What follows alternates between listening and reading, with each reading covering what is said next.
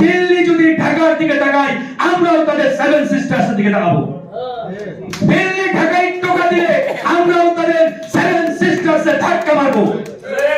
আমাদের দুর্বলতা নেই, তাদের দুর্বলতা বেশি। আমাদের তো হারানোর কিছু নাই ভাই, কিসের ভয়, কিসের দুর্বলতা? যাদের হারানোর ভয় আছে তাদের দুর্বলতা বেশি। সুতরাং ইন্ডিয়া যদি রক্ত চক্ষুর মতো করে ওই ঢাকা কিংবা চট্টগ্রামের দিকে তাকানোর চেষ্টা করে, আমাদেরকে বলতে হবে আমাদের চোখ কিন্তু কম নয়, 20 কোটি চোখ, 40 কোটি চোখ। এই 40 কোটি চোখ যদি সেভেন সিস্টার্স এর দিকে তাকায়, তোমার সেভেন সিস্টার্স কিন্তু আর তোমার সাথে থাকবে না। একবারই পরিষ্কার, সাবধান হয়ে যাও। আমার মাতৃভূমির জন্য আমরা জীবন দিতে প্রস্তুত, জীবন দিয়েছি এবং দেব। সুতরাং এই 56,000 বর্গ কিলোমিটার এলাকাকে নিয়ে চক্ষু রাঙা করার চেষ্টা করবা না। এই স্টেটমেন্ট কথা ভারতকে পরিষ্কারভাবে জানিয়ে দিতে হবে। বিডিআর বিদ্রোহ, এই বিদ্রোহ শব্দ বিষয়টা আমার চরম আপত্তি। এটা বিদ্রোহ ছিল না, এটি পরিষ্কারভাবে বিডিআর হত্যাকাণ্ড। ভারতীয় রয়ের পরিকল্পনায় আমাদের সেনাবাহিনীর মেরুদণ্ড ভেঙে দেওয়ার জন্য এই হত্যাকাণ্ড ঘটানো হয়েছিল এবং এই হত্যাকাণ্ডের প্রধান আসামি খুনি হাসিনা। তারপরে ওই সময় যারা খুশি, এই বিষয়টি আপনাদের প্রকাশ্যে কথা বলতে হবে। আপনারা আর্মি অফিসার হয়ে যদি এটাকে বিডিআর বিদ্রোহ হিসেবে অভিহিত করেন, দুঃখজনক। এটাকে পরিষ্কারভাবে বিডিআর হত্যাকাণ্ড বলবেন। এবং এই হত্যাকাণ্ড ঘটানো হয়েছে আমাদের সেনাবাহিনীর মেরুদণ্ড চিরতরে ভেঙে দিয়ে এই দেশটাকে ভারতের একটি অলিখিত অঙ্গরাজ্য বানানোর জন্য। এই জিনিসটি আজকে থেকে আপনারা সবাই বলা শুরু করবেন, বিডিআর হত্যাকাণ্ড। উনি একটা কথা এখানে এমন বোল্ডলি বলেছেন, আমি ওনাকে স্যালুট না জানিয়ে পারলাম না। তিনি বলেছেন দিল্লির চোখ নাকি আমাদের চট্টগ্রাম, বাংলাদেশ, ঢাকার দিকে।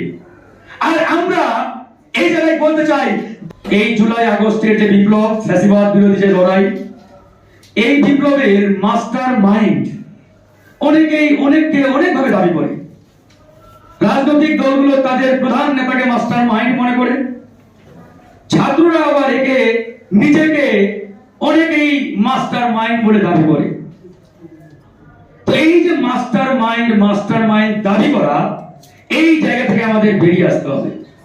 আসলে এই জুলাই আগস্ট বিপ্লবের একমাত্র মাস্টার মাইন্ড হলেন মহান আল্লাহ। এ বিষয়ে ন্যূনতম বিন্দু পরিমাণ সন্দেহ প্রকাশ করার কোনো অবকাশ নেই। কারণ 5ই আগস্ট সকাল 11টা পর্যন্ত আপনারা এখানে উপস্থিত যারা কেউই জানতেন না খুনি হাসিনা বাংলাদেশ ছেড়ে পালিয়ে যাবে। জানতেন না? কে বলতে পারবেন যে আমরা জানতাম 11টাই হাসিনা পালাচ্ছে? তাহলে আপনারা কেউই যদি নাই জানেন, তাহলে আপনি কিসের মাস্টার মাইন্ড? মাস্টার মাইন্ড তো তিনি, যিনি আদ্য পান্ত সবই জানেন এবং আসমান থেকে সিদ্ধান্ত নিয়েছেন খুনি হাসিনা আজকে দুপুর 1টার মধ্যে বাংলাদেশ ছেড়ে ইন্ডিয়া পালিয়ে যাবে। তিনি আমাদের মহান আল্লাহ। এই জায়গায় রাজনৈতিক দলগুলোকে সতর্কতার সহিত এই মাস্টার মাইন্ড খেলা বন্ধ করতে হবে। এরপরে আসেন আজকের এই যে নানান সংকট সমস্যা কেন হচ্ছে। এই সংকট তৈরির পিছনে আমি মনে করি 5ই আগস্ট ক্যান্টনমেন্টে দুপুরে যে বৈঠকটি হয়েছিল, সেই বৈঠকে যারা উপস্থিত ছিলেন তারা প্রত্যেকেই দায়ী। এই বিপ্লব কারা করেছে?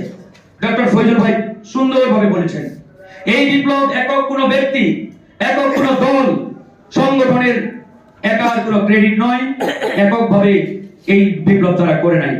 এই বিপ্লব করেছে বাংলাদেশের আপামর জনগণ, ছাত্র জনতা, কৃষক, শ্রমিক, সেনা অফিসার, রাজনৈতিক দল সবাই।